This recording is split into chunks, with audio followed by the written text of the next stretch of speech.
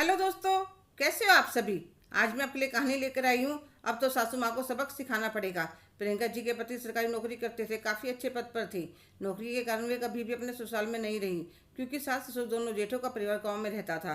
बस तीज त्योहार पर जाना होता था। जब उनके दो बेटे हो गए और वह स्कूल जाने लगे, फिर तो उन्हें बहाना मिल गया। पहले जाना कम किया, फिर बिल्कुल ही छोड़ दिया। जी के पति वीरेंद्र अपने बड़े बेटे को लेकर कभी कभी चले जाते थे। छोटा बेटा नहीं जाता था, वह अपनी माँ के कहे अनुसार चलता था। बड़ा बेटा अमित सबकी आंखों का तारा था। अमित भी सबकी बहुत इज्जत करता था। उसकी दादी कहती थी, तेरी शादी अपनी पसंद की लड़की से करूंगी। अमित भी कह देता, हाँ दादी, जहाँ आप कहोगे मैं वहीं शादी करूंगा। ऐसे ही समय बीतता गया। अमित की नौकरी लग गई और छोटा वरुण भी पढ़ाई में काफ़ी अच्छा था। जब दादी को पता चला अमित की नौकरी लग गई, तो उन्होंने अपने बेटे के पास फ़ोन कर और कहने लगी, तुम चारों कल यहाँ आ जाओ, मुझे कुछ ज़रूरी बात करनी है। प्रियंका पहले तो मना करती, पर पति और बेटे की जिद के आगे झुकना पड़ता है, क्योंकि आज तक उन्होंने कभी उससे बिना मन के चलने के लिए नहीं कहा था। आज दादी जी का स्पेशल फ़ोन आया था, चारों को आने के लिए कहा था। अगले दिन की ट्रेन से वे चारों गांव पहुंच जाते हैं। अमित की दादी कहती है, आज बहुत सालों बाद पूरा परिवार एक साथ इकट्ठा हुआ है। जिठानियाँ खाना बनाती हैं तो प्रियंका का मन नहीं था, फिर भी उसे साथ में लगना पड़ा। जब सब खा पी कर आराम करते हैं तो वीरेंद्र कहता है, माँ ऐसी क्या बात थी जो फ़ोन पर नहीं हो सकती थी। तो वह कहती है, 10 मिनट रुक।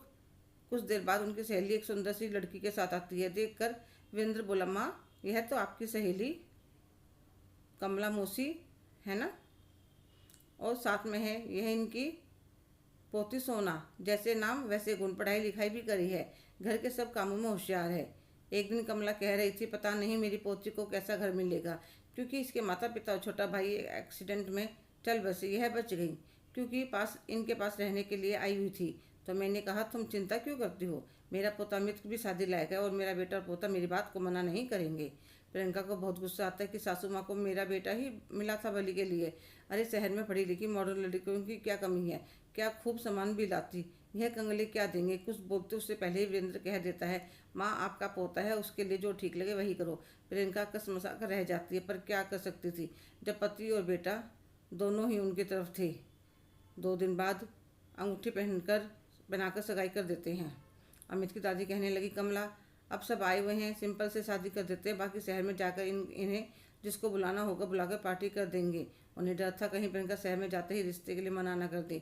तो कमला भी ने भी हाँ कर दी। गांव में ज़्यादा खर्च करने की जरूरत नहीं होती, छोटा सा समारोह करके शादी संपन्न करवा कर सबको विदा कर देते हैं। घर पर आने के बाद प्रियंका को बिना मन के गृह प्रवेश करवाना पड़ता है और उन दोनों को उनके कमरे में भेज देती हैं, और अपने कमरे में आने के बाद अपने पति वीरेंद्र पर सारा गुस्सा निकालती हैं। यह तुमने अच्छा नहीं किया, मेरे बेटे के लिए गांव की गंवार उठा ले, इसे मैं कैसे अपनी सहेलियों से मिलवाऊंगी, कुछ तो हमारे स्टैंडर्ड के बारे में सोचा होता। तो वीरेंद्र कहते हैं, क्या कमी है बहू में, सुंदर है, सारे काम जानती है, पढ़ी लिखी भी, और क्या चाहिए था, अब चुपचाप सो जाओ। वहाँ अमित सोना जैसी पत्नी पाकर बहुत खुश था। पर अमित सोना जैसी पत्नी पाकर बहुत खुश था, वह बहुत ही समझदार थी। धीरे धीरे प्रियंका ने घर की सारी जिम्मेदारी सोना को सौंप दी और खुद किट्टी पार्टी में बिजी रहने लगी। प्रियंका को छोड़कर वीरेंद्र, अमित, वरुण सब सोना को बहुत पसंद करते थे। सोना के हाथों में भी गजब का स्वाद था, फिर भी प्रियंका उससे खुश नहीं थी। वह उसे बहू वाला मान सम्मान नहीं देती थी। 2 साल में एक प्यारी सी बिटिया को जन्म दिया तो सब बहुत खुश हुए, बस प्रियंका को ही पोता चाहिए था। धीरे धीरे समय व्यतीत हो रहा था। अमित की बेटी भूमि भी 2 साल की हो गई। वरुण के लिए भी रिश्ते आने लगे थे। अब की बार प्रियंका अपनी पसंद की बहू लाना चाहती थी।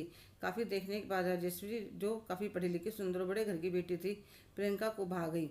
वरुण ने भी माँ की पसंद पर अपनी हाँ की मोहर लगा दी। सोना भी बहुत खुश थी कि चलो अब उसे भी कोई बात करने वाला मिल जाएगा। शादी काफ़ी बड़े पैमाने पर हुई, खूब भरकर लाई नई बहू सामान। प्रियंका जी तो सामान देखकर बहुत खुश थी, उनका भी डायमंड का सेट दे रखा था, सोना का स्टैंडर्ड पेंडेंट सेट था। तो प्रियंका की सहेलियाँ भी कहने लगी, यार एक ही शादी में सारी कमी पूरी हो गई, अब तक की क्या ब्रांडेड सामान लाई बहू, तुम भी तो सब कुछ इस्तेमाल करना। प्रियंका भी मन ही बहुत खुश हो रही थी। राजेश्वरी जितने बड़े घर की बेटी थी उतना ही उसका अच्छा स्वभाव था, बहुत ही मिलनसार थी। जल्दी ही देवरानी जेठानी सहेलियां बन गई, मिलकर सारा काम करती। पर प्रियंका को यह बात बिल्कुल पसंद नहीं थी। वह चाहती राजेश्वरी उसके पास बैठे बातें करे। एक दिन दोनों रसोई में खाना बना रही थी तो प्रियंका राजेश्वरी को अपने कमरे में बुलाकर कहते, छोटी बहू, क्या तुम भी बड़ी बहू के साथ लगी रहती हो? अरे उसे तो आदत है, गाँव में पली बड़ी है, कोई नौकर तो थी नहीं उनके यहाँ, वह अपने आप कर लेगी। तुम तो मेरे पास बैठ जाओ। पर मम्मी जी, भूमि अभी छोटी है, भाभी जी को परेशान करती रहती है। अरे तुम चिंता मत करो, वह संभाल लेगी। राजश्री जब तो कुछ बोलती नहीं, पर उससे अपनी सासू माँ का व्यवहार पसंद नहीं आता। सोचते कितनी सीधी है जेठानी जी, फिर पर सासू माँ को कोई कदर नहीं है। सासू माँ उसे अपने पास बिठाई रखती है। कुछ दिनों बाद वीरेंद्र बोले, प्रियंका, माँ का फ़ोन आया था, बड़े भैया की बेटी स्वीटी की शादी तय हो गई है। लड़का मुंबई में नौकरी करता है, ज़्यादा छुट्टी नहीं मिल सकती, इसलिए वे 1 महीने के अंदर सगाई और शादी सब करना चाहते हैं। परसों सब गांव चलेंगे, अपनी पैकिंग कर लो। 2 दिन बाद सब गांव में सगाई के समय शामिल होते हैं। वीरेंद्र कहता है, माँ शादी से 3 दिन पहले आ जाएंगे, इतनी लंबी छुट्टी नहीं है मिलेगी। ठीक है। दादी कहते, सोना को छोड़ जाओ, अपनी ताई जी की कुछ मदद कर देगी। इसके और भूमि के कपड़े किसी के हाथ भिजवा देना। सोना और भूमि गांव में रह जाते हैं, बाकी सब घर वापस आ जाते हैं। आते हुए रास्ते में खाना भी खा लेते हैं और घर जाकर सो जाते हैं। राजेश्वरी सोचते, सही मौका है सासू माँ को सबक सिखाने के लिए। वह सुबह लेट उठती है। प्रियंका जी नाश्ते का इंतजार करके रसोई में आते देखती हैं छोटी बहू तो है ही नहीं, तो वह जल्दी जल्दी नाश्ता और खाना तैयार करने लगती हैं। जब राजेश्वरी को लगता है कि काम हो गया है लगभग, तो वह रसोई में आती है। प्रियंका जी उसे देखकर कहती, राजेश्वरी बहू, समय का कुछ अंदाजा है कि नहीं? सबका काम पर जाने का टाइम हो गया, फटाफट टिफिन लगा दो। क्या मम्मी जी, आपने तो उठते ही काम बताना शुरू कर दे। पहले 1 कप चाय तो पिला दीजिए और एक सैंडविच भी दे देना। प्रियंका जी कुछ नहीं कहती। राजेश्वरी चाय का कप और सैंडविच लेकर बैठ जाती है। सब चले जाते हैं, तब खाकर उठती है। प्रियंका जी को गुस्सा तो बहुत आता है, पर कुछ कहती नहीं। थोड़ी देर बाद वे राजेश्वरी को कहती हैं, बहू, कपड़े धोने में मेरी नई साड़ी है, वॉशिंग मशीन में मत डालना, उसे हाथ से धो देना, नहीं तो ख़राब हो जाए। क्या मम्मी जी, आपको तो पता है मुझे ऐसे छोटे छोटे काम करने की आदत नहीं है। पर सोना बहू तो सब करते, तो वह क्या आपके लिए डायमंड का नेकलेस लाई थी? आप जो ब्रांडेड मेकअप लगा कर किटी पार्टी में जाती हो, पता है कितना महंगा आता है। और हाँ मम्मी जी, दोपहर को मेरा खाना मत बनाना, मैं अपनी सहेली के घर जा रही हूँ। राजस्वी चली जाती है। बर्तन सफाई के लिए तो मेड आती थी, पर घर में और भी बहुत काम होते हैं। जब से सोना आई थी उनकी तो काम करने की आदत छूट गई थी। अब तो उन्हें सोना बहू के गुण याद आने लगे। कितना सम्मान करते बिना कहीं मेरे मन की बात समझ जाती है। भगवान ने सोना को बहू बनाकर मेरी बेटी की कमी को पूरा कर दिया, पर मैंने उसकी कभी कदर नहीं करी। मन भरकर कभी पोती को भी नहीं खिलाया। अब उन्हें हर रोज़ सोना बहू बहुत याद आती थी। 20 दिन ऐसे ही निकल गए जैसे साल भर हो गया, और राजेश्वरी को भी अच्छा नहीं लग रहा था। पर सोना के साथ प्रियंका जी का व्यवहार उन्हें अच्छा नहीं लगता था। वे आज सुबह सुबह शादी के लिए गांव पहुंच गए। सोना देखते ही प्रणाम करने पहुंची तो प्रियंका ने उसे गले लगा लिया। सोना बहू, तुम्हारे बिना तो घर में दिल ही नहीं लगा था। पोती को गोदी में उठा लेते हैं। दूर खड़ी राजेश्वरी मुस्कुरा रही थी कि उसकी कोशिश कामयाब रही।